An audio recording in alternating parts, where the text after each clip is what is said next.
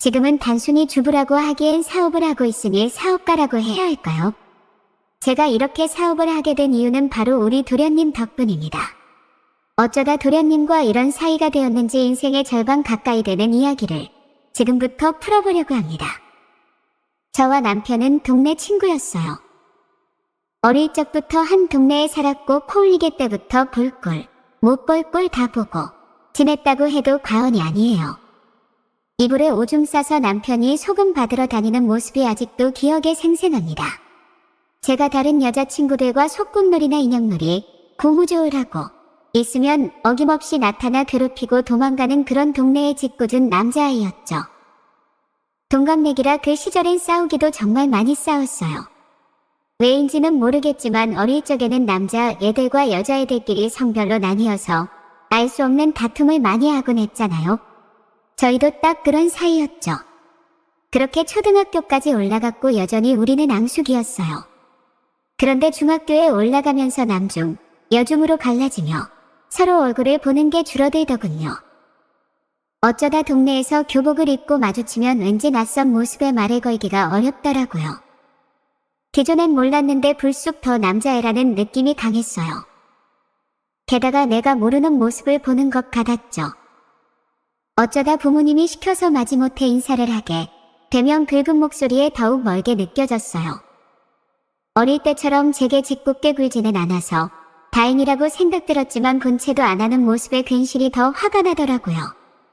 내가 무슨 전염병도 아니고 멀리서 보자마자 고개를 휙 돌린 채 다른 쪽을 보며 걸어가는 모습에 어이가 없었어요. 그래서 저도 다시는 아는 척하지 않을 거라 다짐을 한 채 중학생 시절을 보냈습니다. 고등학생이 되자 더욱 얼굴을 볼 수 없었어요. 저는 인문계에 진학을 했고 그 애는 공고에 다니고 있었죠. 집안 형편 때문에 어쩔 수 없이 공고를 가게 되었고 3학년이 되면 취업계를 내고 취직을 할 거라는 이야기를 들었습니다. 바로 그 애의 남동생에게 말이죠. 또한 형과 달리 동생은 어찌나 살가운지 마치 여동생 같은 기분도 들었어요. 외동으로 자랐기 때문에 동생 있는 아이들이 정말 부러웠거든요. 내게도 남동생이 있으면 이런 기분이지 않을까 싶었습니다. 어른이 되고 나니 살 터울은 별 차이도 안 난다. 여겨지지만 어릴 때에는 하늘과 땅 다른 느낌이었어요. 고등학생인 저에게 그 당시 초등학생인 남자애는 한없이 작고 귀엽게 느껴졌거든요. 비록 키는 멀게 갈아서 저를 금세 따라잡았지만 애기 같은 모습은 변함없었습니다. 그래서 전 그 애의 남동생을 마치 제 남동생처럼 챙기곤 했어요. 길 가다 보이면 문방구 외들러서 간식도 사주었죠. 그런 저를 무척이나 잘 따라가요. 학교에서 내준 숙제가 잘 풀리지 않는다며 쪼르르 들고 와서 저에게 묻곤 했어요. 당시 남자애네 어머니는 누나 귀찮게 하지 말라고 말했지만 제가 괜찮다며 반겼습니다. 우리 어머니도 제가 동생을 갖고 싶다 노래를 불렀던 것을 잘 알았기에 내버려 두셨어요. 남자애를 돌보며 동생 이야기가 쏙 들어갔기 때문인 것 같습니다. 어찌되었던 저는 고등학교를 졸업하고 대학교를 서울로 가게 되었어요. 그 당시 중학생이던 그 남동생이 어찌나 울던지 자기도 곧 따라갈 테니 기다리라고 하더군요. 그와 더불어 자기네 형도 서울 근처에 있는 공장에 나가게 되었다고 해서 내심 기대도 되었어요. 잘하면 마주치지 않을까 생각했지만 그건 제 오산이었어요. 생각보다 서울은 정말 큰 도시였고 근교라고 해도 당시 버스를 타고 서너 시간은 지키 가야 하는 곳이기에 마주칠 리가 없었죠. 잊고 대학 생활을 매진했습니다. 그리던 어느 날 대학교 4학년 졸업반이 되어서 캠퍼스를 거닐고 있을 때 멀리서 한 남학생이 저를 보고 손을 흔들며 달려오는 것이었어요. 처음엔 전혀 알아볼 수 없었는데 가까이서 보니 고향에서 날 따르던 바로 그 남동생이었습니다. 어느새 훌쩍 자라서 저보다 곱절은 큰 것 같은 고애를 보니 새삼 세월이 실감되더군요. 저를 따라서 이 학교로 진학했다는 말에 왠지 누나로서 기분이 뿌듯했어요. 비록 전공은 달랐지만 반년간 공잘 만나며 점심도 먹고 학교 앞에서 술도 한잔하곤 했습니다. 그 당시에 의상디자인 학과에는 남학생이 정말 드물어서 눈에 확 띄더라고요. 옷도 잘 입고 키도 커서 가리학교 앞을 걸을 때면 여자애들이 힐끗대며 그 아이를 보는 게 느껴졌어요. 아이고 우리 동네 코울리게 꼬맹이가 어느새 훌쩍 커서 여자들이 힐끗거리네 인기 많아서 좋겠어? 여자친구 만들면 꼭 누나한테 이야기해줘야 한다. 맛있는 게 사줄게. 맨날 자기를 어린애 취급한다며 투덜대는데 아무리 키가 커도 저에게는 늘 귀여운 남동생으로 보였습니다. 같이 밥을 먹다 보면 틈틈이 자신의 형 소식을 저에게 전하더군요. 안 듣고 있는 척 했지만 어릴 적 그 남자애가 어떻게 자랐을지 무척 궁금했어요. 서울에서 자신과 같이 자취를 한다는 말에 괜시리 가슴이 두근거렸습니다. 그 전까지는 분명 근교에서 일을 한다고 했는데 어느새 서울에 있었구나 싶었어요. 남자 둘이 자취를 한다니 분명 엉망으로 하고 살 것 같은 느낌의 그림이 그려져서 슬그머니 웃음이 났습니다. 그렇게 지내던 중 군대를 가야 한다는 남동생은 가기 전에 술자리를 갖자고 하더군요. 군대에 가기 싫었는지 술을 많이 마시는 모습에 측은한 마음이 들었어요. 결국 술이 떡이 되어서 집에 안 들어간다고 떼를 부리는데 도무지 감당이 되지 않았어요. 조금 쉬고 가면 괜찮을 거라며 성화를 부려서 숙박업소에 데려다 놓았어요. 남동생을 이불 위에 던져놓고 핸드폰을 뒤져보았죠. 다행히 비밀번호가 걸려있지 않았고 저는 거기서 혐의 전화번호를 찾아 전화를 걸었습니다. 신호가 가는 내내 괜시리 긴장이 되더군요. 낮은 소리로 여보세요? 라고 대답하는 남자의 목소리를 듣자마자 가슴이 쿵쿵 뛰기 시작했습니다. 나 은숙인데 이렇게 말하면 아려나? 예전에 같은 동네에 살던, 혹시나 내 이름을 기억하지 못할까봐 이것저것 설명을 하려던 찰나 알고 있다며 나지막한 그의 웃음소리를 들으니 괜시리 얼굴이 빨개졌습니다. 동생이 너무 취해서 방에 눕혀놓았다고 이곳 주소를 알려주었어요. 신새끼 쳐서 미안하다며 지금 데리러 오겠다는 말에 깜짝 놀랐습니다. 그가 오는 동안 괜히 화장실에서 얼굴을 매만지고 화장을 고쳤어요. 몇 년 만에 제대로 얼굴을 마주하는 것인데 왜 이리 긴장이 되던지요. 얼마 지나지 않아 도착한 그는 제가 상상하고 있던 옛날 얼굴보다 훨씬 남자답고 멋있어진 것 같아 보여. 동생은 곤히 잠든 것 같으니 나가서 자신이 술 한 잔 더 사도 되겠냐고 하더군요. 패기 쳐서 미안하다고 이야기하는 그를 보자마자 고생이 싹 사라지는 것 같았습니다. 그렇게 우리는 다시 예전처럼 이야기를 나누게 되었습니다. 예전엔 단순히 경쟁 상대 같은 느낌이었다면 지금은 좀 더 성숙한 어른으로서 친구 사이라고 할 수 있는 것 같았죠. 솔직히 남녀 사이에 친구가 어디 있겠어요? 당시에는 친구라고 생각하며 만났지만 마음속 깊은 곳에는 두근대고 설레는 기분이 가득했어요. 그렇게 우리는 점차 가까워져 갔고 남동생이 군대에 있는 사이 연인으로 발전했습니다. 반도체 공장을 다니는 그와 저는 주말마다 틈나는 대로 데이트를 했어요. 2년간 그와 연애 끝에 우리는 결혼을 약속했어요. 양가 부모님에게 허락을 받으러 갔는데 두 분 모두 진심으로 기뻐해 주셨어요. 안 그래도 어릴 적부터 유달리 티격태격하는 모습에 왠지 연인이 될 것 같았다고 이야기하시더군요. 결혼을 하게 되었다는 소식에 가족 중에서 제일 크게 놀란 사람은 바로 남동생이었어요. 이제는 도련님이라 불러야겠네 라면서 웃으며 인사하는데 갑자기 눈물을 뚝뚝 흘리더군요. 저와 남편은 무척 당황했어요. 왜 우는 거냐고 이해가 가지 않아서 물으니 한참 말을 않다가 너무 기뻐서 그런다고 말하더라고요. 뭐냐고 깜짝 놀랐다며 우리는 고맙다고 인사를 했어요. 그렇게 결혼식은 차질 없이 잘 준비되었습니다. 결혼식은 제 생애에서 가장 행복한 날 중에 하나라고 손꼽을 수 있었어요. 결혼식에 맞춰서 휴가를 나온 도련님은 우리를 진심으로 축하해 주었죠. 그 뒤로도 알콩달콩 잘 살던 우리는 하루라도 빨리 축하해 주었죠. 그 뒤로도 알콩달콩 잘 살던 우리는 하루라도 빨리 아이를 갖고 싶었지만 남들은 다 빨리 찾아온다는데 왜 아직도 삼신할매가 우리에겐 오지 않을까 염려가 되었어요. 조금 더 기다려보다가 안 되면 병원에라도 한번 가보자고 이야기를 나눴답니다. 아이를 갖고 싶었지만 남들은 다 빨리 찾아온다는데 왜 아직도 삼신할매가 우리에겐 오지 않을까 염려가 되었어요. 조금 더 기다려보다가 안 되면 병원에라도 한번 가보자고 이야기를 나눴답니다. 그 사이에 우리는 여전히 행복했기에 신혼을 더 만끽하기로 했어요. 그러던 중 어느 날 남편이 퇴근 후에 유난히 어지럼증을 많이 호소하더라고요. 요즘 야근과 특근이 많아서 몸이 고된 것 같다고 말하는 신랑의 얼굴이 유달리 해축해 보였어요.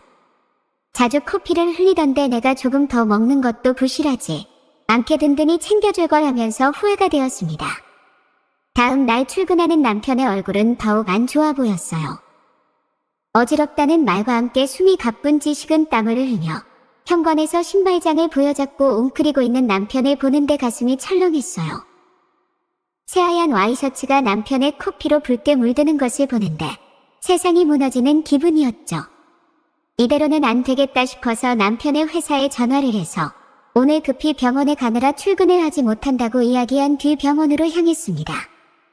면허는 땄지만 장롱면허로 운전을 제대로 해본 적 없는 저였는데 그날은 무슨 초인적인 힘이 발휘한 것인지 남편을 차에 태운 채 정신없이 병원으로 달려갔어요. 응급실에 도착했는데 사람은 왜 이리 많은지 난생 처음 와본 곳에 정신이 없었어요. 우리 남편 좀 살려달라고 붙잡고 울며불며 사정을 했습니다. 차례를 기다리는 데에도 손이 덜덜 떨려왔어요. 어느새 남편은 조금 나아졌는지 울지 말라고 제 옆에서 저를 위로했죠. 가만히 보니 남편의 모습이 예전과 다른데 왜 진작 못 알아 보았나 내 자신이 원망스러웠어요. 의사가 이것저것 남편에게 묻더니 좀 더 상세한 진단을 위해서 검사를 몇 가지 해야 한다고 했죠. 그 와중에 병원비를 걱정하는 남편에게 아무 말 하지 말고 다 검사받고 가자고 설득했습니다. 며칠간 입원 후 결국 남편이 병명은 급성 백혈병으로 진단받았어요. 그날부터 남편의 투병 생활이 시작되었습니다. 저는 일을 그만두고 간호를 하고 싶었지만 병원비를 어떻게든 마련하기 위해서는 하는 수 없이 회사에 나갈 수밖에 없었어요. 대신 낮에 간호는 도련님에게 부탁을 했습니다. 마침 도련님이 대학교를 졸업 후 프리랜서로 일을 하고 있었기 때문에 가능했어요. 남편은 그 와중에도 제 걱정을 하더라고요. 자기가 없는 집에 여자 혼자 살면 위험하다고 도련님에게 저와 같이 지내달라고 부탁했어요. 처음에는 조금 불편하게 느껴졌지만 정신없이 살다 보니 그런 것도 느낄 여유는 없었어요. 낮에는 돈 벌고 밤에는 병원에서 행여나 남편에게 무슨 일이 있을까봐 쪽잠을 자며 지내게 되었죠. 옷을 갈아입으러 집에 들어가면 그나마 도련님이 있어서 빨래와 청소, 설것이 등이 되어 있어 다행이라고 생각들었습니다. 만약 도련님마저 옆에 없었다면 저 혼자 지쳐서 무너졌을지도 모르겠더군요. 그러던 중 어느 날 갈아입을 옷을 챙기러 저녁에 잠시 집에 들렀는데 도련님의 이상한 행동을 목격하고 말았어요. 분명 도련님이 들고 있는 것을 아무리 눈을 비비고 다시 봐도 제가 전날 입고 빨래통에 넣어둔 내의였어요. 마치 소중한 보물을 다루듯 개슴츠레 눈을 뜬 채 쳐다보며 이곳저곳 살피고 쓰다듬고 얼굴에 대보기까지 하더군요. 순간 놀라서 뭐하는 거냐고 소리를 지르며 뺐었습니다. 도련님은 당황해하며 그게 아니고 연구를 하는 중이었다고 하더군요. 대체 뭘 연구하냐며 어처구니 없어서 화도 나지 않았어요. 한바탕 따지고 들고 싶었지만 남편의 간호할 기운도 부족한 때라서 나중에 이야기를 하자고 말한 뒤 집 밖으로 나왔습니다. 당분간 빨래통에 함부로 옷도 못 내놓겠다고 생각들었죠. 이후 저는 급진히 남편의 치료를 위해서 부단히도 노력했지만 결국 3달 만에 남편은 우리 곁을 떠났습니다. 항암 치료 중에도 웃음을 잃지 않는 남편은 폐혈증 증세로 중환자실로 이동하게 무균실 입원으로 면회도 제대로 잘 하지 못했는데 그렇게 발병한 지 채 100일도 되지 않아서 허망하게 세상을 떠났어요. 항상 건장하고 듬직한 남편의 모습은 온데간데 없었고 눈도 제대로 뜨지 못한 채 산소호흡기를 끼고 온몸에 관을 꽂힌 채로 힘들게 숨쉬는 모습에 억장이 무너졌어요. 균을 잡을 수 없어서 온몸의 장기가 다 망가지고 더 이상 치료가 어렵다는 이야기만 듣다가 몇 번의 심정지로 인공호흡기를 끼고 투병 끝에 결국 하늘나라로 떠나고 말았습니다. 저는 지금도 믿겨지지 않았어요. 분명 큰 병원이라 해서 수소문해서 입원을 했거든요. 처음 입원 당시에는 초기 증상이라서 한 달간 입원해서 치료받으면 퇴원이 가능할 거라 해서 희망적으로 살았는데 갑자기 100일도 채 되지 맞는 시간 동안 치료만 받다가 고통스럽게 가게 되어버렸어요. 차라리 중간에 남편이 꺼내달라 생각으로 하루하루 절망만 가득한 채간신이 숨을 쉬며 살게 되었습니다. 장례식 때에도 몇 번이나 혼절을 했는지 몰라요. 그렇게 집에 돌아오게 되었는데 남편과 닮은 도련님의 모습에 더욱 마음이 아프고 힘들었어요. 게다가 정신없이 남편의 악화와 장례까지 치르느라 잊고 있었지만 도련님이 내일을 들고 있던 사건도 아직 해결되지 않은 상태였어요. 남편의 간호 때문에 함께 살고 있었기에 더 이상 같이 살 이유가 없어져서 도련님을 다시 나가라고 이야기했습니다. 나가는 것은 나가는 거지만 그날의 일에 대해 변명할 기회는 달라고 하더군요. 아무것도 듣고 싶지 않고 힘들었지만 일단 그래도 시댁 식구이니 듣기는 해보겠다고 했어요. 도련님은 갑자기 자신의 방으로 향하더니 웬 스케치북을 한 더미 들고 나오더라고요. 한 장 한 장 넘기며 저에게 보여주는데 그곳에는 온통 여성의 내의가 가득 그려져 있었습니다. 대체 이게 무슨 해괴망측한 거냐고 화를 냈어요. 그러자 제 내의를 만진 건 잘못했지만 억울하다고 하는 겁니다. 자신의 대학 시절 전공을 잘 기억해보라고 하더군요. 그렇습니다. 도련님은 의상 디자인을 공부하던 학생이었죠. 자기가 꿈꿔왔던 패션 사업이 바로 여성 네일이라고 하더군요. 항상 불편하고 꽉 끼며 촉감은 부드럽지만 땅 흡수도 잘 되지 않는 패션 네일을 입는 여성들을 보면서 기발한 사업 아이템을 생각했다고 하는 것입니다.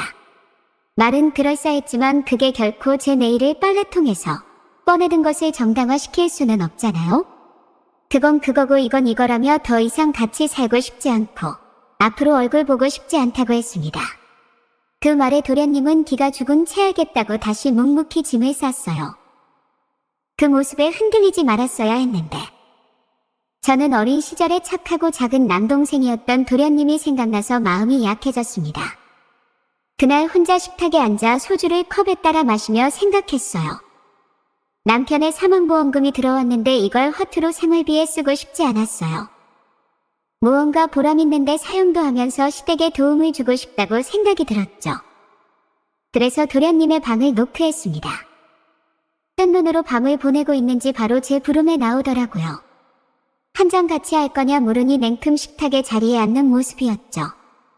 얼마나 진지하게 그 사업에 대해 생각하고 있냐고 물으니 아까 낮에 스케치북을 보고도 그런 소리를 하냐고 오히려 되물더군요. 가만히 다시 스케치북을 들여다보니 그간 많은 연구와 노력을 한 흔적이 보였습니다. 그래서 저는 제 의견을 이야기했어요. 남편의 사망보험금으로 도련님 사업에 투자를 해보겠다고 말이죠. 대신 조건이 있었죠. 사업이 성공하게 되면 남편의 이름으로 백혈병 아이들을 돕는 재단을 설립하기로 말이죠. 도련님은 동의를 했고 우리는 그렇게 여성 내의 사업을 시작했습니다. 처음엔 말도 많고 탈도 많았습니다. 도련님 이거 디자인이 너무 큰 거 아니에요? 아무리 편하게 만든다고 해도 헐렁거리면 불편해요. 저는 본격적인 디자인을 하면서 시작할 여성이 필요하니 그걸 제가 도와주겠다고 했어요. 그래서 도련님이 만든 네일을 입고 하나하나 평가를 할 수밖에 없었죠. 처음에는 혼자 방에서 몰래 입고 감상평만 이야기했는데 커뮤니케이션에 문제도 있고 답답하더라고요. 도련님은 머뭇거리더니 아무래도 보여주고 직접 말하는 게 서로 즉각적으로 이야기도 하기 편할 것 같다고 하더군요. 네일만 입고 보여주는 게 무척 망설여졌지만 내 스스로 나는 모델이다라고 생각한 뒤 하게 되었어요. 형수님 확실히 말씀하신 부분이 뭔지 알겠어요. 그 부분 수정할게요. 그런데 이번 옷감 촉감이 무척 좋지 않나요? 엄청 부드러워요 라며 순간 네일을 터치하는데 제 몸이 짜르르 한 기분이 들었어요. 아무래도 남편이 하늘나라를 간 후 남자의 손길이 너무 오래되어서 그런 것 같았죠. 황급히 다 보았으면 다시 갈아입겠다고 방으로 들어왔는데 두 군데는 마음이 쉽사리 진정되지 않았어요. 그 뒤로도 네일을 입고 테스트를 하는데 도련님의 눈길이 구석구석 닿아보니 너무 기분이 이상하고 진정되지 않더라고요. 숨이 조금씩 가빠오는데 그런 제 상태를 눈치챌까봐 긴장되고 조마조마해서 더욱 온몸의 감각이 집중되었죠. 하루는 네일을 다시 돌려주려는데 그냥 줄 상태가 아니라 손빨래를 해야 했어요. 화장실에서 몰래 손빨래 한 뒤 나오는데 거실 소파에 앉아서 저를 쳐다보고 있는 도련님과 마주쳤죠. 아이고 깜짝이야, 거기서 뭐요? 도련님.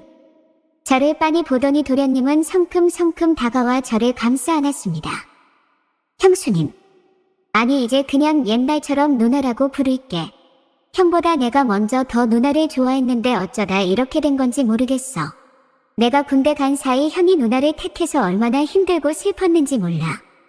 초등학생 때부터 누나는 첫사랑이었는데 이젠 마지막 사랑이 되어줄 수 없어? 형 때문에 힘들고 괴로운 거 다 알아. 이제 내가 보듬어 줄게. 나도 형을 잃어서 누나 힘든 거 누구보다 잘 이해하고 아껴줄 수 있어. 우리 서로 같이 상처를 극복해 나가자. 당장 날 사랑해 달라곤 하지 않을게. 누나도 받아들일 시간이 필요하니까. 그래도 가타부타 거절하고 밀어내지 말고 한 번만 고려해보고 천천히 생각해주면 안 될까? 나 밖에선 진짜 인기도 많고 괜찮은 남자인데 누나 앞에서 왜 이렇게 절절 매는지 모르겠다. 도련님의 고백에 저는 그대로 멈춰버릴 수밖에 없었어요. 어렴풋이 옛날부터 눈치는 다만 정말일 줄이야. 너무도 애원해서 저도 차마 밀어낼 수 없고 고려해보겠다고 했어요.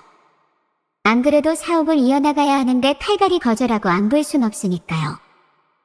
그렇게 생각해 보겠다고 한 지 언 4년이 넘었습니다. 결국 우리 사업은 대박까진 아니지만 중박이 났어요. 편한 느낌의 여성용 사각 트렁크를 개발해서 온라인 쪽에서 제법 팔리고 있거든요. 처친 매중이 특자로 돌아간 날 조촐하게 파티를 열게 되었습니다. 이제부터 백혈병 아이들을 도울 수 있다고 기뻐하며 한잔하는데 다시 한번 저에게 고백을 하더라고요. 충분히 생각할 시간을 주었는데 어떠냐고 말이죠. 일단 빠른 시일 내에 대답해주겠다고 했는데 어떻게 해야 할지 모르겠습니다. 정말 솔직하게 말하자면 시동생이 남자로 보이고 있어요. 그런데 하늘에 있는 남편에게 너무 미안하고 시부모님 볼 면목도 없어서 어떻게 해야 할지 모르겠습니다.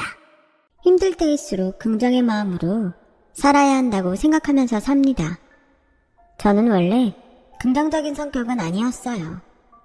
4년 전 이혼이라는 인생의 큰일을 겪으면서 제 안의 생각이 조금씩 변하게 되었던 거죠. 그래서 살면서 한 번은 제가 겪었던 이야기를 해보고 싶다고 생각했는데 이곳을 알게 되어 머리털 나고 처음으로 글이라는 것을 써보게 되었어요. 저는 어릴 때부터 박복하다 못해 사는 것이 참 지옥이었어요. 아버지는 일용직으로 하루 벌어 하루 사는 분이셨는데 일하는 날보다 술과 노름으로 보내는 날이 더 많았거든요. 그래서 엄마는 먹고 살기 위해 새벽부터 밤 늦게까지 일을 해야 했고 저는 저보다 4살 어린 여동생을 돌보느라 한참 뛰어놀아야 할 그 시기에 친구들과 어울리지 못했어요. 게다가 아빠가 노름으로 돈을 다 잃고서 집에 일찍 오는 날이면 어찌나 저와 동생에게 그 분풀이를 하는지 저와 동생은 아빠에게서 술 냄새만 나면 그 길로 동네 놀이터로 도망가서 해가 다 지고서야 조심조심 집으로 돌아가곤 했어요. 언니, 배고프다. 우리 이제 집에 가면 안 돼? 아직은 안 돼. 언니가 500원 있으니까 우리 이걸로 떡볶이 사 먹자. 정말? 지금은 물가가 많이 올라서 생각지도 못하지만 그때 당시는 500원이면 떡볶이 한 접시는 먹을 수 있었어요. 물론 아주 배부르게 먹을 수 있던 건 아니라서 저는 거의 떡볶이 국물만 찍어 먹을 뿐이었지만 떡볶이를 먹으며 좋아하는 동생의 모습을 지금도 잊을 수 없어요. 그래서 나중에 어른이 되면 내 동생이 좋아하는 떡볶이집을 차리고 싶다고 생각했었는데요. 이제 보니 저는 어쩔 수 없이 분식점을 할 운명이었던 것 같네요. 그렇게 저와 동생은 밖에서 시간을 보내다 햇님이 지고 달님이 모습을 드러내면 집으로 조용히 들어갔어요.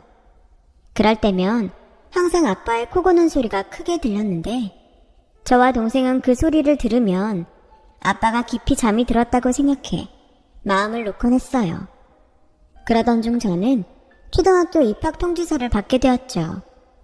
평소 저와 동생이 아빠를 피해 밖으로 다녔다는 걸 알았던 엄마는 더 이상은 이렇게 살 수 없다며 저와 동생을 데리고 아빠 몰래 집을 나왔어요. 엄마, 우리 이렇게 나와도 괜찮아? 나중에 아빠가 우리를 찾아오면 어떡해? 어린 동생은 아빠가 우리를 쫓아올 것이 무서웠는지 어디로 가는지 모를 고속버스 안에서 엄마에게 물었고, 엄마는 절대 그럴 리가 없다며 동생을 안심시키는데, 솔직히 저도 그때 마음이 싫지 않았어요. 오히려 이젠 더 이상 아빠의 눈치를 보지 않고 살아도 된다는 것이 좋았죠. 하지만 세상은 여자 셋이 살기엔 그리 호락호락한 곳은 아니었어요. 아무것도 없이 시작된 새로운 생활은 여러 번 휘청휘청했죠. 하지만 저는 그때도 예전보다는 행복하다고 생각했어요. 아무리 여러 번 이사를 다니고 다리가 아픈 산동네에 살아도 아빠가 없는 그곳이 저는 좋았어요. 아마 제 동생도 그랬을 거예요. 그때는 몰랐어요. 저희 자매와 다르게 모든 것을 짊어진 엄마는 힘이 들었을 거라는 걸요. 그래도 열심히 살면 길이 보이는지 수년이 지나 제가 초등학교 졸업을 앞두고 있을 무렵이 되자 휘청거리던 집은 그나마 살만해졌습니다. 엄마도 다니던 공장에서 자리를 잡게 되었어요. 게다가 감사하게도 저희 세 모녀를 가엾게 본 집주인 할머니는 월세 계약이 끝나도 살고 싶은 만큼 살아도 좋다고 하시며 월세도 올리지 않으셨고, 그 밖에도 동네에선 저와 동생이 착하고 예쁘다며 두루두루 저희를 참 많이 도와주셨어요. 그렇게 저는 고등학생이 되었고 여동생은 초등학교 6학년이 되었어요. 저는 철이 빨리 들어 빨리 커서 엄마에게 도움이 되고 싶다고 생각하면서 실업계 고등학교에 진학을 했는데, 기억에서 잊고 지냈던 아빠의 연락이 갑자기 닿았어요. 누구도 원치 않았던 연락이었는데 전화를 받은 엄마의 얼굴이 딱딱하게 굳더니 이내 엄마는 저희 자매에게 이렇게 말씀하셨어요. 은주야, 미주야, 아빠가 어제 돌아가셨대. 혹시 몰라서 엄마가 니들 할머니한테는 우리 여기 있다고 말씀을 드려놨거든. 그럼 우리 다시 예전 집으로 돌아가? 아니, 그래도 니들한테는 아빠잖아. 그래서 할머니는 장례식이라도 니들이 왔으면 좋으시겠대. 싫어. 나한테 아빠는 이미 오래전에 죽었어. 이제 와서 달라지는 것도 없는데 우리가 왜 거길 가? 엄마, 가지 말자. 은주야, 엄마도 가고 싶은 건 아니야. 하지만 우리가 가지 않으면 할머니가 많이 슬프실 것 같아. 그리고 혹여 니네 아버지가 억울하다고 구천이라도 떠들면 어떡하냐. 그러다 너희한테 해코지라도 하면 엄마는 마지막 가는 길에 인사라도 하고 온다고 생각하고 가고 싶어. 저는 엄마의 말에 화가 났어요. 그렇게 당하며 살다 도망까지 왔는데 무엇이 무서워 장례식에 간다는 건지. 하지만 제가 무슨 힘이 있나요? 엄마가 가자고 하면 갈 수밖에요. 저는 영정사진으로 오랜만에 보는 아빠를 보고 생각했어요. 절대 아빠 같은 사람이랑 결혼하지 않겠다고요. 세상에 다 아빠 같은 남자밖에 없다면 그냥 노처녀로 늙어 죽겠다고 영정사진을 무섭게 노려보며 무슨 주문을 외우는 것처럼 중얼거렸어요. 그 모습이 제 동생 눈에는 많이 무서웠나 봐요. 언니, 표정이 꼭 마녀 같아. 나도 아빠 싫어하지만 이젠 여기 없으니까 그만 싫어할래. 언니도 그러면 안 돼? 난 잊지 않을 거야. 그리고 절대 엄마처럼은 안 살 거야. 그때 왜 그런 소리를 했는지. 그냥 아빠만 미워하면 됐지. 저는 엄마가 착해 빠져서 아빠 같은 남자를 만나 그 고생을 했다고 생각했어요. 착하게 살면 복을 받는다고 했는데 아직 세상을 오래 살지 않았던 제 눈에는 착하면 오히려 이용만 당하고 불행해 보이더라고요. 그래서 저는 동생 말처럼 마녀가 될지언정 절대 엄마처럼 착하게 살지 않겠다고 다짐했어요. 그리고 고등학교를 졸업하고 바로 취업에 나가 돈을 벌기 시작했는데, 그때부터는 세상 무서울 것도 없고 이제 어른이 되었다는 생각 때문인지 살면서 처음으로 사는 것이 재미있다고 생각했어요. 그러다 취업을 한 지 3년 정도가 흘렀을 때였어요.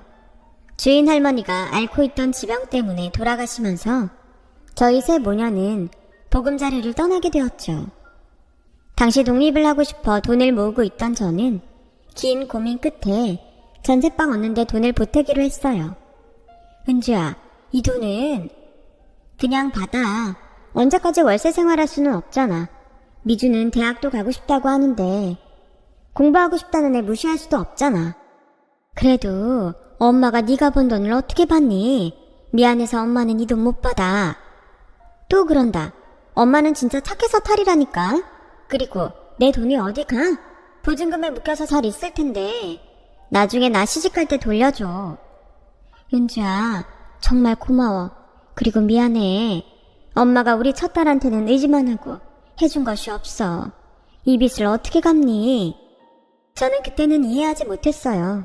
남도 아니고 자식이 돈을 주면 좋아할 것 같은데.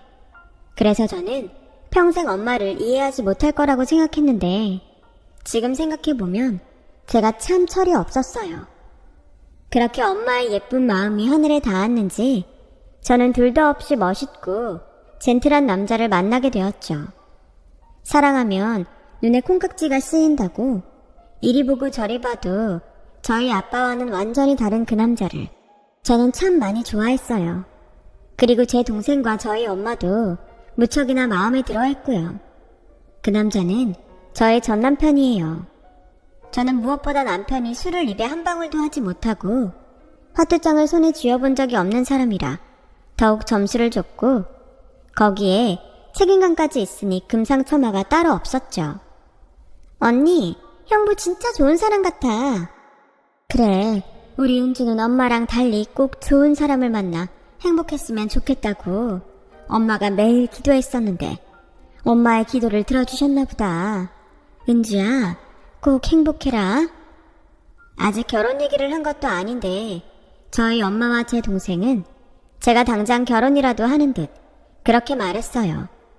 그리고 제 동생은 당연하게 저희 남편을 결혼 전부터 형부라고 불렀어요. 남편은 그 말을 듣기 좋아했어요. 저와 연애를 한 지 1년이 조금 지나자 결혼을 하자고 하더라고요. 그때 제 나이 26살. 지금은 결혼하기 아까운 나이지만 그때는 그 나이가 결혼하기 좋다던 결혼 정년기였죠. 시댁 역시 어렵고 힘들게 산 저에게 기꺼이 손을 내밀어 주셨어요. 남편은 외아들이었는데 몸이 약했던 시어머니는 꼭 딸을 갖고 싶으셨다며 저를 참 좋아해 주셨어요. 이게 나중에 제 발목을 잡게 될 거라는 것을 몰랐던 저는 그 점이 감사하다고 생각했어요. 하지만 제가 결혼을 하고 다니던 직장의 사정으로 퇴직을 하자 시어머니는 저를 아낀다는 이유로 저를 부르시더라고요. 처음엔 좋다고 점심도 같이 먹고 장도 같이 봤었는데 그렇게 한 달, 두 달이 지나니까 슬슬 힘이 들더라고요. 저희 시어머니는 저를 너무 좋아하셔서 점점 제 껌딱지가 되어가셨거든요. 시아버지와 남편은 그런 제 마음도 모른 채 그걸 참 보기 좋아했어요.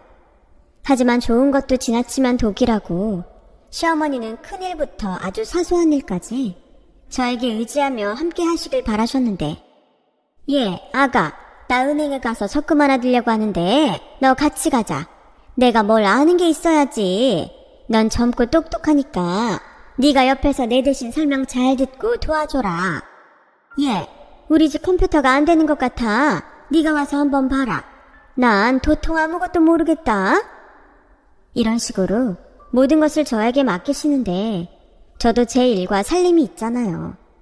그래서 한 번은 제가 약속이 있어서 오늘은 곤란하다고 조심히 말씀을 드렸는데 제 예상과는 다르게 화를 내시는 통에 정신이 번쩍 든 날도 있었어요. 뭐? 약속? 예, 너는 지금 내가 얼마나 곤란할지 생각도 못하냐? 나는 너를 딸처럼 생각하는데 너는 나를 동네 아줌마만도 못하게 여기는구나. 그래, 나는 이거 가지고 끙끙거릴 테니까 너는 약속이라 나가서 즐겁게 놀아라. 물론 서운하실 수는 있겠죠. 하지만 저런 반응이 올지 몰랐던 저는 그날을 계기로 시어머니의 부탁을 모두 들어드리지는 않았어요. 그때 당시는 제가 뭐든 다 들어드리니 당연히 제가 당신 뜻대로 움직일 거라고 생각해서 그런 반응이 나왔다고 판단했거든요. 하지만 시어머니는 제 생각과는 달랐어요. 너는 어쩜 사람이 이랬다 저랬다 하니?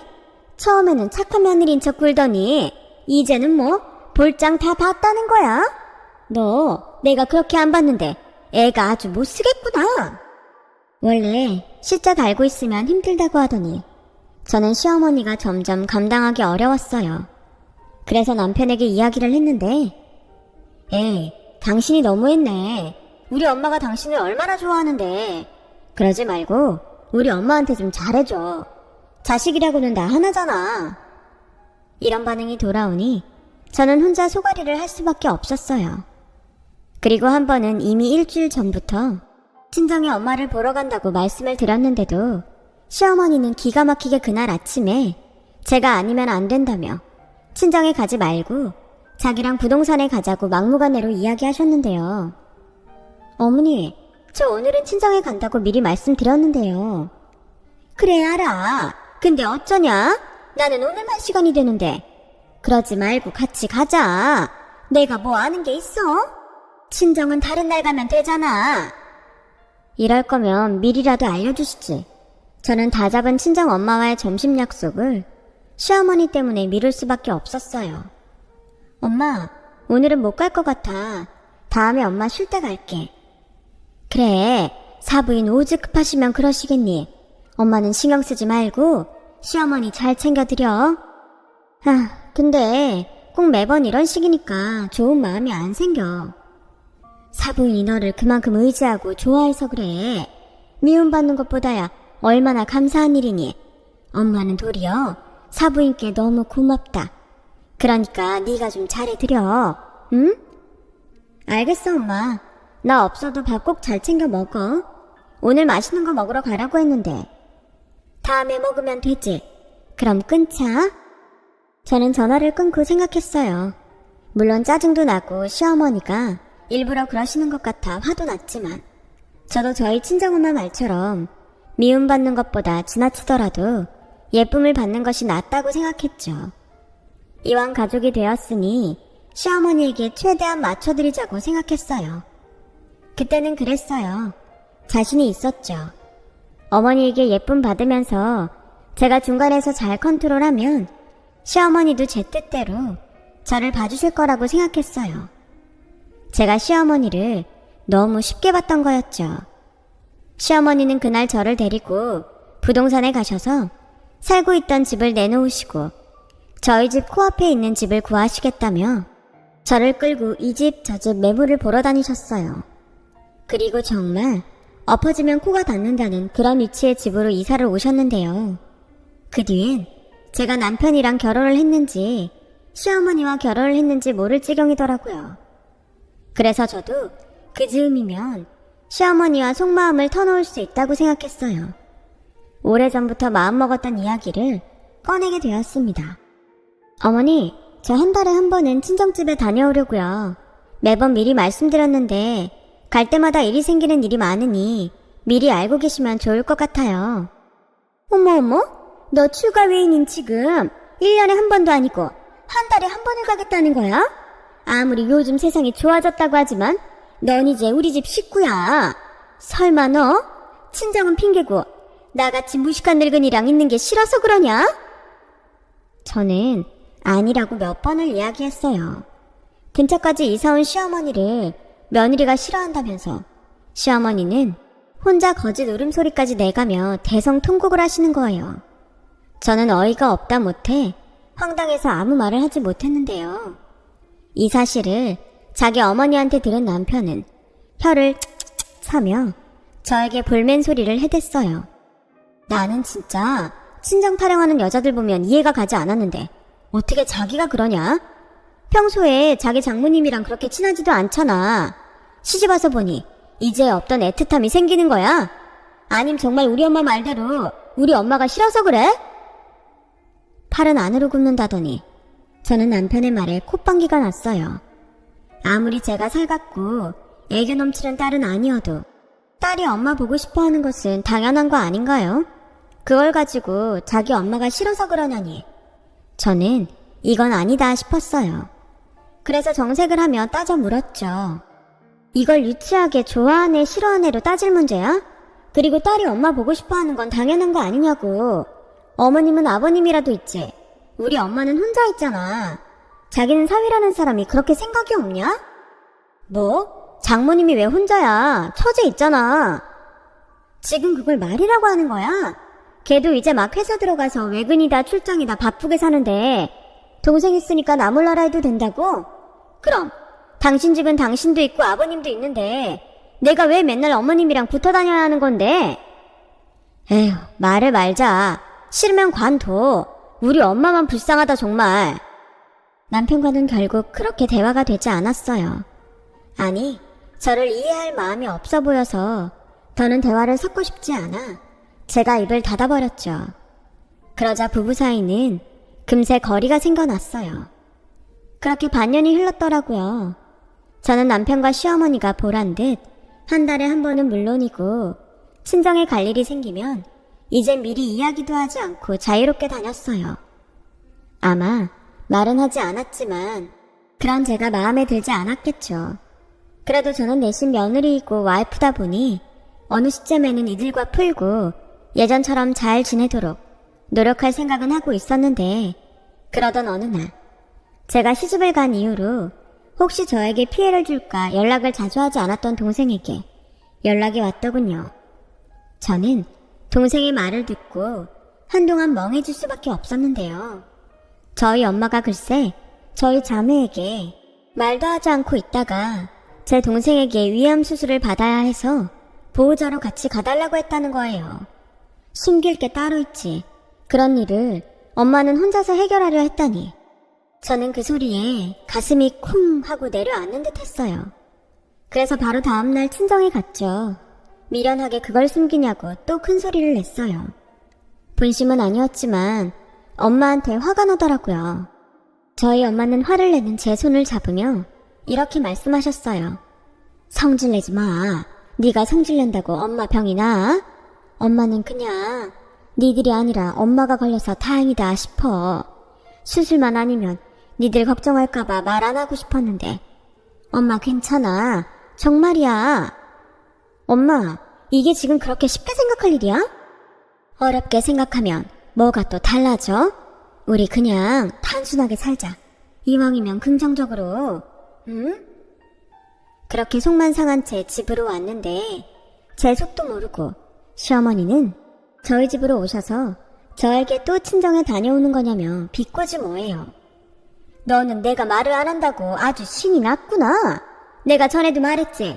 여자는 결혼하면 출가 외인이라고. 나는 시집 와서 친정을 1년에 한 번 갈까 말까 했다. 특별한 일도 없는데 시집간 딸이 뭐 때문에 친정에 자꾸 가는데? 어머니, 사실은 저희 엄마가 암에 걸리셨어요. 그래서 곧 수술도 하셔야 하고. 저 지금 머리가 너무 복잡한데 어머님 잔소리 다음에 들으면 안 될까요? 저는 이런 얘기를 하면 저희 시어머니도 놀라서 그러라고 하실 줄 알았어요. 그런데 얘 요즘 암이 어디 병이니? 그리고 설사 죽는다고 해도 사람은 원래 모두 죽어. 유나는? 그래서 뭐 앞으로도 계속 친정에 들락날락 하겠다고? 너 아주 좋은 핑계거리 생겼구나. 어머니, 어떻게 말씀을 그렇게 하세요? 죽는다뇨. 어머머, 어디서 지금 큰 소리야. 암에 걸린 건 니네 엄마지 내가 아니야. 지금 어디에 화풀이를 하는 거야? 네, 저희 엄마가 아프지. 어머님이 아픈 건 아니죠. 그런데요, 어머니 말씀대로 사람은 다 죽는데 어머님은 아프지 말란 법이 있나요? 뭐? 너 지금 나한테 악담하냐? 저는 더는 시어머니를 상대하기 싫어서 일어나 화장실로 들어갔어요. 그리고 들으라는 듯 한바탕 소리를 꽥 하고 질러버렸더니 곧 현관문 닫히는 소리가 들리더군요. 도망가신 거죠. 그리고 곧 남편에게 전화가 왔어요. 장모님 암이라며. 어떻게? 보험은 있으셔? 뭐? 자식이라고 자기랑 처질 뿐이잖아. 장모님 돈 모아놓으신 거라도 있으시겠지? 지금 우리 엄마 아프다는데 자기는 돈 걱정하니? 현실적인 고민이잖아. 우리 외벌이라 힘들고 처제는 이제 직장생활 시작했는데 모은 돈이 있겠어. 자기는 걱정 안 돼. 난 지금 엄마가 우리한테도 숨기고 그동안 아팠을 걸 생각하면 그딴 돈 걱정은 안 들더라.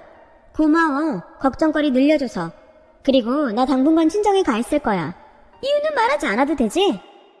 에이, 그럼 나는 어쩌라고. 밥이며 빨래며. 그건 오바다. 그리고 자기 없으면 우리 엄마는 어떡해. 우리 엄마가 거기까지 허락해야 해. 그러지 말고 자기는 무슨 일 생기면 가. 처제 있잖아. 허락? 야, 너 나중에 니네 부모 아프면 내가 똑같이 한다. 저는 듣다 도저히 참을 수 없어서 남편에게 처음으로 야소리를 했어요. 그러자 남편은 내심 놀랐는지 꿀먹은 벙어리가 되었고 저는 더 들을 말도 없을 것 같아서 전화를 끊고 친정으로 갔어요. 시어머니는 전화로 무슨 경우 없는 짓이냐며 저에게 이혼당하고 싶냐고 큰 소리를 내더라고요. 세상에, 제가 이혼당할 만큼 무슨 나쁜 짓을 했나요? 지금 생각해도 화가 나요. 그래서 저는 이게 이혼 사유가 된다면 이혼하겠다고 말하고 전화를 끊었어요.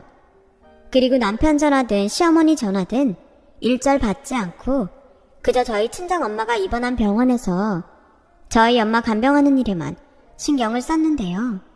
속상하게 저도 보지 않는 눈치를 저희 친정엄마가 보더라고요.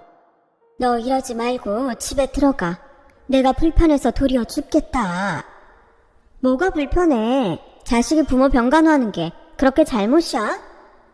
엄마 수술도 잘 받았고 앞으로 항암도 잘 받을게.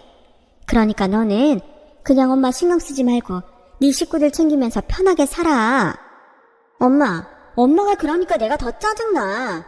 그냥 내가 해주고 싶다고 하면 고맙다고 하면 되지. 하나도 안 고마워. 엄마는 옛날 사람이라 네가 이러는 걸 사돈 눈치 보이고 정서방한테 미안해. 저는 엄마의 등살에 어쩔 수 없이 집으로 갔어요. 집에 가서 며칠 있다 다시 병원으로 갈 생각이었지만요. 그런데 매일 제가 집에 들어왔는지 확인이라도 하셨는지 시어머니는 기다렸다는 듯 저희 집으로 찾아와 큰 소리로 저를 부르더라고요. 얘기 좀 하자며 저를 자리에 앉으라 하셨는데요. 내가 정말 기가 막혀서 너 없는 동안 생각을 많이 해봤다. 그래, 부모가 죽을 뻥에 걸렸다고 하니 네 마음이 뭐 정상이겠니? 내가 다 이해하마. 내가 그만큼 너를 친딸처럼 여겨서 그러는 거야. 그래, 친정엄마는 어째 가망이 있어? 괜히 아픈 사람 더 고생시키는 거 아니냐? 그러지 말고 어디 공기 좋은 시골이라도 가셔서 남은 시간 편안하게 해드리는 게 낫지 않겠니? 어머니, 저희 엄마 수술 잘 끝났어요. 저희 엄마 안 죽어요. 친딸처럼 여긴다며 마치 저희 엄마를 곧 죽을 사람처럼 말하는 시어머니가 진짜 미웠어요. 차라리 무관심하면 좋으련만. 원래 있지도 않았던 정이 모조리 떨어져서 다시 친정엄마가 계신 병원으로 갈 채비를 했습니다.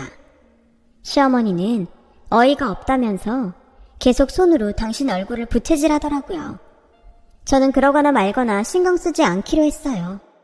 그리고 그날 저녁 다시 친정엄마가 있는 병원으로 갔는데 그동안 제가 있어 아파도 아픈 기색을 못한 건지 아니면 하필 제가 없던 오늘 그렇게 아픈 건지 저희 엄마는 몸을 웅크리고 식은땀을 뻘뻘 흘리며 고통스러워하고 계셨어요. 평소 엄마 성격을 너무나 잘 아는 저는 행여 저를 보면 다시 아프지 않은 척 아픈 것도 숨길까봐 병실에 들어가지도 못하고 복도에서 쪼그리고 앉아서 한참을 울었어요. 그리고 저도 모르게 불쌍하고 착한 우리 엄마, 제발 살려달라고 난생 처음 기도라는 것을 하는 저를 발견했죠. 사람이 간절히 바라는 것이 있으면 지푸라기라도 잡고 싶다더니 제가 딱 그랬죠. 저희 엄마는 원래도 아파도 잘 참는 사람이었어요. 미련하게 약을 먹거나 병원에 가는 법이 없는 사람이었는데 그래서 저렇게 병을 키우지 않았나. 저도 제 속만 끓였습니다. 하루는 얼마나 고통스러운지 제가 옆에 있는데도 아픈 걸 숨기지 못하고 연거푸 구토를 하며 거의 탈진을 하셨는데 그때 처음으로 저에게 이렇게 말씀하셨어요. 은주야, 엄마 너무 아프다. 이렇게 아픈 건 태어나서 처음이야. 계속 이렇게 아파야 한다면 엄마는 그냥 죽고 싶다. 그게 무슨 소리야, 엄마. 긍정적으로 생각하자며. 저는 지금도 그 말을 하던 엄마의 표정을 잊을 수가 없어요. 그리고 왜 우리 엄마는 이렇게 힘들게 살아야만 하는지 화가 치밀어 올랐는데 참고 견디는 것 외에는 그 어떤 방법도 없었어요. 그저 이제 많이 야위어서 제 손보다 작아진 엄마의 손을 잡아줄 뿐이었죠. 그 후 저는 여동생과 교대로 엄마 간호를 하며 정성을 쏟았어요. 저희 자매가 힘든 만큼 저희 엄마가 낫는다는 이상한 최면을 걸며 누구 할 것도 없이 저와 동생은 한마음으로 그저 엄마가 살기를 바라고 또 바랬죠. 그렇게 힘든 항암을 끝냈어요. 다행히 항암이 효과를 발휘하는지 엄마는 점차 회복하게 되었습니다. 예전의 건강한 모습으로 돌아가는데 꼬박 3년이 걸렸네요. 남편이 걱정하던 병원비도 엄마가 다행히 보험이 있어 어느 정도는 해결이 되었고, 제 동생이 제가 걱정할까봐 대출까지 받아 중간 정산을 해놔서 정말이지 부끄럽게도 제가 안 건 아무것도 없었어요. 그런데 남편은 계속 자기한테, 그리고 자기 집에 소홀히 하냐며 투정을 부리더라고요. 시어머니는 제가 친정엄마 돌보느라 병원에 다녀서 애도 생기지 않는 거라며 저를 괴롭히던데, 이 정도로 사람이 물리니 차라리 애가 없을 때 이혼을 하는 것이 낫지 않을까 생각하게 되더라고요. 이상하게 그런 생각을 하게 되자 그동안 화나고 서운했던 마음이 오히려 편안해지더군요. 그렇게 미움이라는 감정도 없어져 갈 즈음, 얘 어떡하니? 네 시아버지가 간암이란다. 이를 어째? 아유. 어머니, 요즘 암이 병인가요? 그리고 죽을 병이라고 해도 사람은 모두 결국엔 죽잖아요. 뭐야? 너 지금 풀년집에 부채질하냐? 왜요? 저는 어머님이 저한테 해주셨던 말씀 그대로 하는 건데, 덕분에 저희 엄마는 수술 잘 받고 항암도 잘 끝나셔서 이젠 많이 좋아지셨잖아요. 너 지금 일부러 그러는 거지? 네, 근데 저는 가망은 있냐고 묻진 않았어요. 정말 그 말까지 하면 천벌 받을 것 같아서요. 야, 너 그러는 거 아니다. 그리고 너는 시집 왔으면 우리 집 사람인데 엄마 니네 집에 정성 쏟지 말고 이제부터는 니네 엄마한테 그랬듯 네 시아버지한테도 똑같이 병시중 들어. 알겠어? 저는 자식인 남편도 있는데 제가 왜 그래야 하냐고 말하려고 했어요. 그런데 제가 그런 소리를 할 줄 알았는지 시어머니는 당신 말만 하고는 도망치듯 또 자리를 피하셨어요.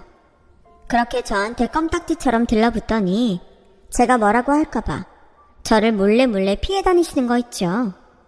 그리고 그 후 시댁을 포함한 저희 집은 거의 초상집과 같은 분위기가 되었어요. 남편이 자기 아버지 불쌍하다며 울먹울먹 하는데 예전에 저희 엄마 아플 때 남편이 했던 모든 것들이 떠오르고 저는 어쩐지 고소한 면도 있더군요. 네, 저 못된 사람 맞아요. 그런데 제가 받은 서러움이 커서 그런 걸 어쩌겠어요. 대신 그 마음이 얼마나 고통스러운지 알기에 저는 누구들처럼 속을 뒤집어 놓지는 않았는데요.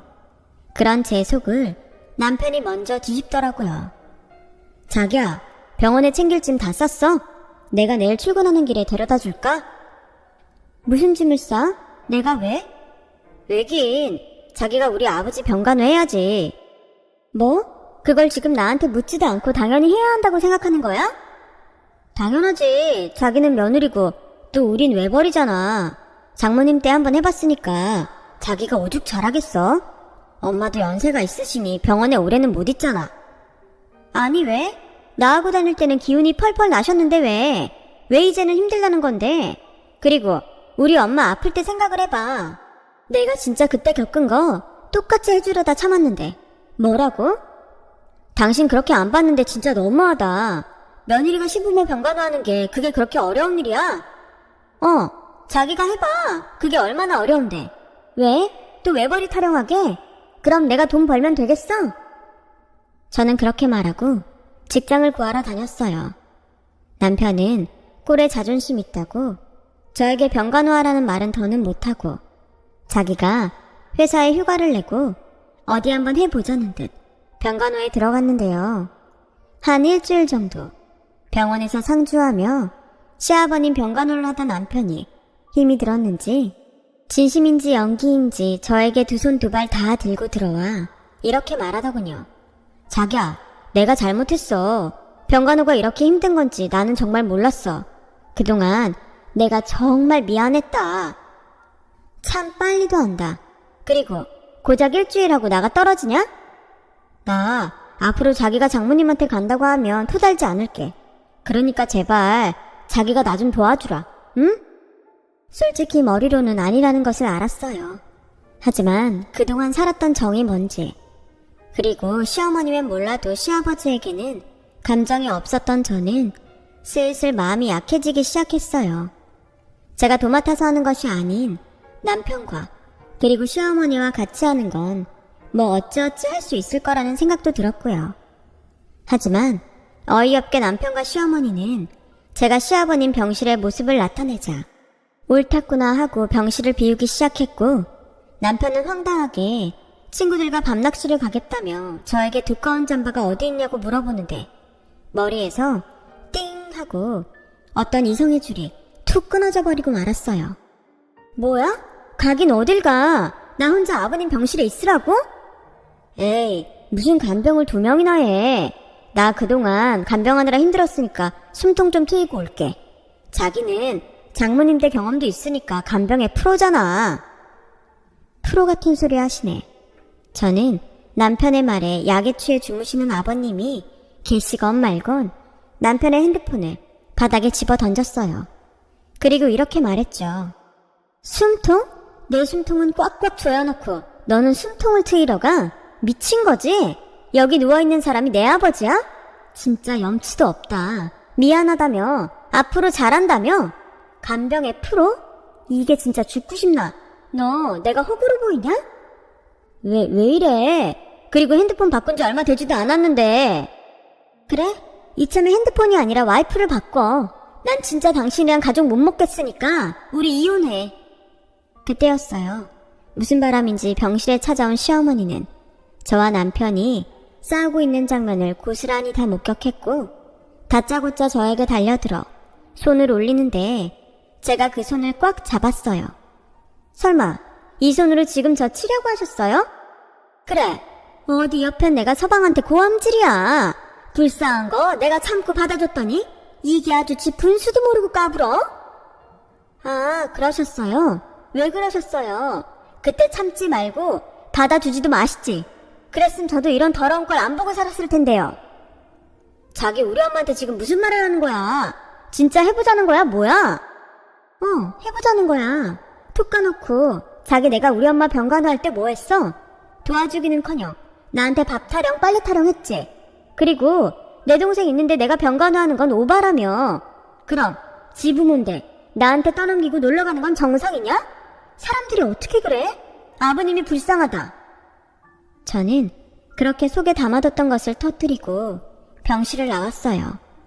분명 처음 아버님 병실을 찾았을 때는 저도 성심성의껏 하려고 했는데, 막상 놀러갈 궁리를 하는 남편과 자기 남편인데도 저에게 병간호를 떠넘기려는 시어머니를 보니 그 마음이 싹 식어버렸어요. 그리고 이 인간과는 앞으로 살아도 미래가 없겠다는 생각이 들더군요. 한때는 친정 아빠와 달라서 너무나도 좋아했던 사람인데 이제 보니 그 사람은 자기 이익만 챙기는 사람이었더라고요. 그래서 저는 이제라도 제 선택을 번복하고 싶어졌어요. 그래서 집에 오자마자 제 짐을 싸 친정으로 가버렸어요. 남편은 제가 짐을 싸서 친정으로 갔다는 사실을 안 후로 전화와 문자로 화를 내며 당장 와서 결판을 짓자고 난리더라고요. 거기에 시어머니까지 합세해 저에게 며느리가 어떻게 시아버지 간호하기 싫어서 친정으로 내빼냐는 그 말에 저는 오히려 웃음이 났어요. 진짜 간호하기 싫어하는 사람들이 누군데 그런 소리를 할 수 있나. 정말 어이가 없더라고요. 그리고 더 가관은 내가 이번 한 번만 용서해 줄 테니까 당장 들어와서 우리 엄마한테 잘못했다고 빌고 아버지 병간호나 해. 라는 남편의 음성 메시지였는데요. 제가 미치지 않고서 그런 메시지를 받고 집으로 돌아가겠어요? 저는 다음날 바로 변호사 사무실을 찾아가 남편에게 이혼 서류를 보냈어요.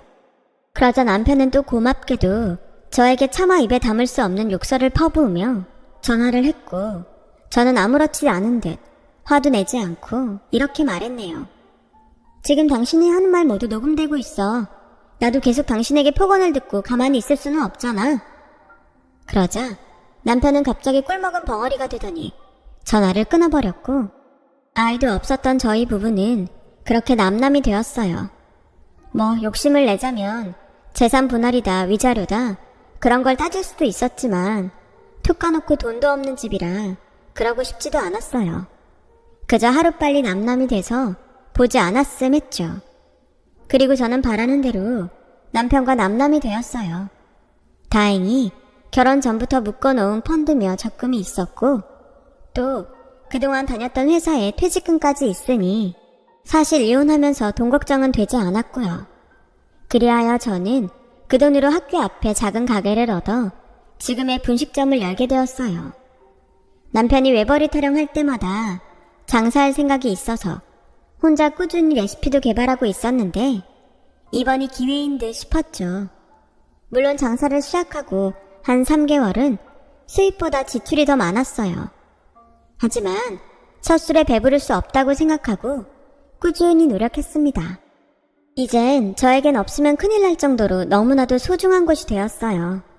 이런 말을 제가 하기는 좀 부끄러운데 가게가 제법 잘 되거든요. 솔직히 남편이 벌어오는 수입보다는 훨씬 좋아요.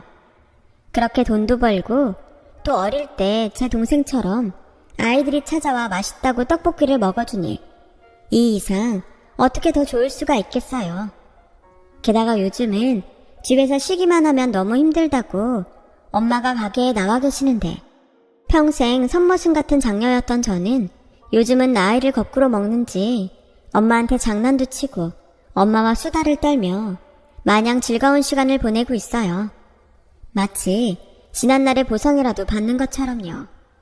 그러던 중 어디서 제 소식을 들었는지 어느 날 남편이 저를 찾아왔고 자기가 정말 잘못했다면서 다시 잘해보자고 하는데, 그러면서 이 인간이 뭐라고 한 줄 아세요? 근데 들리는 말에 자기 가게가 제법 잘 된다며? 얼마나 벌어? 솔직히 요즘 내가 회사를 그만둬서. 사실 저도 알고 있었어요.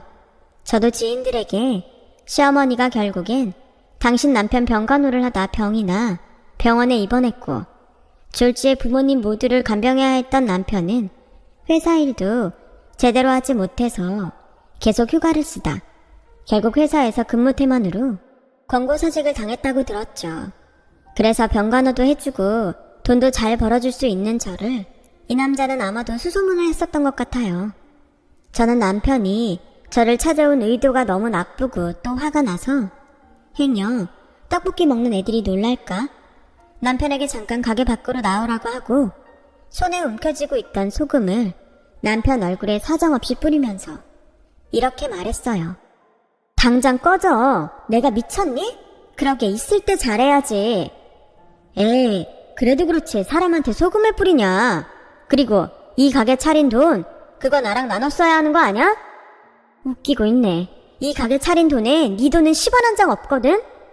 그걸 내가 어떻게 믿어? 그래? 그럼 법으로 해. 난 증거도 있고 떳떳하니까. 그리고 다신 찾아오지 마. 또 찾아오면 내가 아주 여기 사람들 보라고 큰 소리로 네가 나한테 한 짓거리를 떠들어줄 테니까. 지가 감히 어떻게 여길 와? 우리 엄마도 있는데 당장 꺼져. 남편은 그렇게 소금을 뒤집어 쓰고 씩씩거리며 도망치듯 사라졌어요.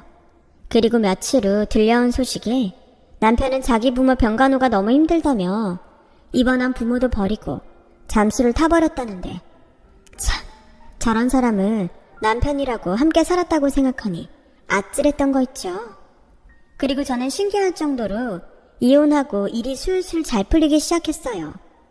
남편이 그렇게 가고 신기하게 제가 운영하는 분식점에 체인을 내고 싶다는 사람들이 왕왕 찾아와 문의를 하는데 처음 겪는 일이라 얼떨떨했죠. 그리고 또 암으로 고생하던 저희 엄마는 저희 자매가 매일 소망했던 완치 판정을 받으셨어요. 그것도 부족해서 제 동생이 회사에서 연이어 승진을 해서 그야말로 저희 집에는 복이 눈덩이처럼 굴러왔어요. 앞으로도 더도 말고 덜도 말고 딱 지금처럼만 살 수 있다면 얼마나 좋을까요? 그래서 저는 제가 먼저 좋은 일을 많이 하는 사람이 되기로 마음먹었어요. 제가 한 좋은 일들이 돌아 저희 가족에게 행복을 가져왔으면 해서요. 결국 저도 바라는 것이 있어 그런 마음을 품게 된 게 맞아요. 그런데 어느 날 저희 엄마는 그런 저의 손을 잡으며 이런 말씀을 해주셨는데요. 착한 우리 딸, 그동안 성실하게 잘 살아서 하늘에서 복을 주나 보다. 내가 착해? 에이, 착하지. 엄마는 다 알아. 세상에서 우리 첫째 딸이 가장 착하다는 걸. 말은 틱틱거리게 해도 속은 물러서 다 들어주잖아. 엄마는 진작부터 알고 있었어.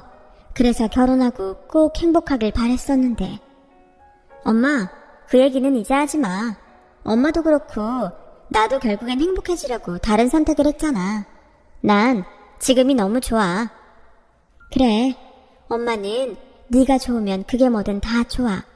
그러니까 어디서든 어떤 경우든 은주야.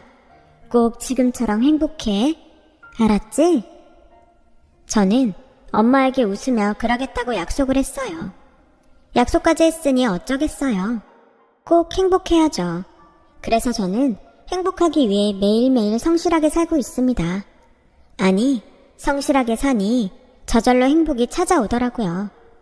열심히 살다 보면 행복은 이미 여러분의 곁에 있습니다. 다들 힘내서 기운차게 살아보자고요.